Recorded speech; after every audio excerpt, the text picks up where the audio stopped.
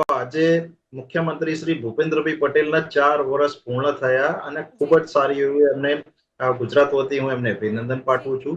બીજું કે આપણે વોટ ચોરીની વાત કરી તો બેન સ્વર્ગીય ઇન્દિરા ગાંધીજીને સુપ્રીમ કોર્ટે ઘરે બેસાડ્યા હતા 6 વર્ષ માટે. કેમ કે ખોટી રીતે જીત્યા હતા. તો વોટ ચોર તો એમની ત્યાં ગંગોત્રી કહેવાય.